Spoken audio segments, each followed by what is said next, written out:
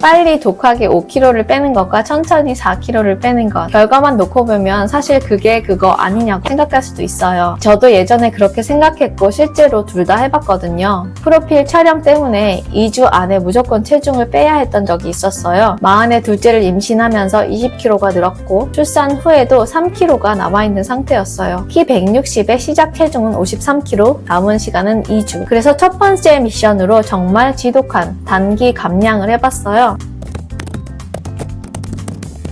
첫 주는 하루 1000칼로리 이하로 먹고 2시간 운동, 두 번째 주는 800칼로리 이하의 운동은 3시간에서 4시간까지 늘렸어요. 출산 전부터 꾸준히 운동을 해와서 근력은 어느 정도 있는 상태였고 홈트랑 헬스장을 병행했어요. 식단은 익힌 야채, 현미밥, 닭가슴살, 식물성 단백질 위주였고요. 하루 3끼는 꼭 챙겼어요. 2주라는 기간이 워낙 짧다 보니 식단이 질리진 않았고 오히려 몸이 가벼워지는 느낌이 좋았어요. 이미 돈도 냈고 촬영이라는 약속이 걸려 있어서 아마 제 인생에서 가장 철저하게 해본 다이어트였을 거예요. 결과는 2주 만에 4kg 감량, 촬영 전날엔 수분 섭취를 최소로 해서 최종적으로 48kg까지 내려갔죠. 출산 전 몸무게로 돌아가서 몇 달은 꽤 잘 유지했어요. 문제는 겨울이 오고 나서였어요. 막내가 2달 가까이 아프면서 하루에 4시간도 못 자는 날들이 이어졌고 잠을 못 자니까 에너지를 보충하려고 중간중간 간식을 집어먹게 되더라고요. 집에만 있으니 트레이닝복만 입고 지내다 보니 체중 변화를 체감하지도 못했고 어느 순간 보니까 감량 전보다 더 쪄 있었어요. 3개월 만에 6kg가 늘어났고 그래프에서만 보던 요요가 그대로 제 몸에 나타난 거죠. 보통 이쯤 되면 다 놓아버리기 쉬운데 저는 오히려 이걸 기회라고 생각했어요. 단기 다이어트를 하면서도 이 과정이 건강하지 않다고 느꼈거든요. 그래서 이번엔 반대로 정말 장기적으로 식단을 관리하면 어떤 결과가 나오는지 직접 확인해보고 싶었어요.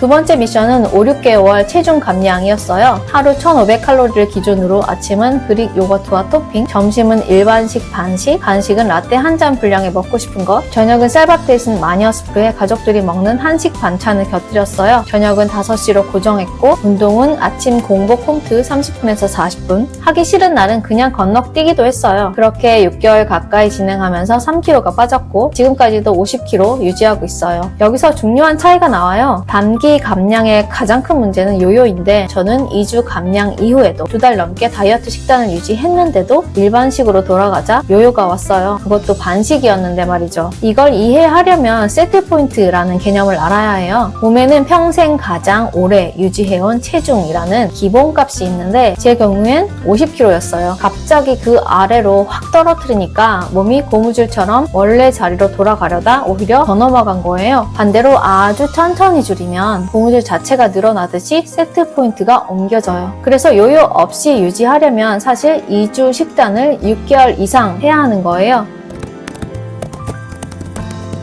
또 하나 중요한 건 단기 다이어트에서는 내 적정 체중을 찾을 시간이 없다는 거예요. 사람마다 뼈 구조, 골반, 어깨, 내장 크기가 다 달라서 키만으로는 정해진 몸무게는 없는데 단기로 확 빼면 어디까지가 내 몸이 편안한 무게인지 알 수가 없어요. 그래서 늘 2kg에서 3kg만 더 빼면 될 것 같은 상태로 평생 다이어트를 반복하게 돼요. 반면 소식 위주의 식단을 하면 식욕이 미쳐 날뛰지 않는 지점에서 자연스럽게 멈추고 그게 내 몸에 맞는 무게예요. 단기 다이어트에는 또 식욕에도 큰 영향을 줘요. 제한이 많을수록 음식에 대한 갈망이 커지고 특히 생리 주기와 겹치면 거의 버틸 수가 없어요. 참다가 터지고 다시 조이고 그 악순환이 반복되죠. 여기에 강도 높은 운동까지 더해지면 식욕은 더 폭발하고요. 심리적으로도 단기 다이어트는 숫자에 집착하게 만들어요. 하루에도 몇 번씩 체중계를 올라가고 100g에 울고 웃고 스트레스는 계속 쌓여요. 반대로 장기 식단 관리는 숫자에 덜 휘둘리게 되고 몸의 변화를 이해하게 돼요. 다이어트가 산업이 되면서 빠른 효과만 강조됐지만 사실 적당히 먹고 적당히 움직여서 몸이 스스로 적정 체중을 찾게 하는 게 가장 어려운 일이 되어버렸어요. 그래서 저는 이제 빨리 빼는 다이어트보다 왜 자꾸 무너지는지 구조부터 보려고 합니다. 다음 영상에서는 가장 많이 무너지는 포인트부터 하나씩 짚어볼게요. 오늘 내용 도움이 되셨나요? 대체 내 식단에 무슨 문제가 있길래 자꾸 폭식 과식이 일어나는지 고민베어에서 차근차근 분석하는 사례를 보여드리려고 해요.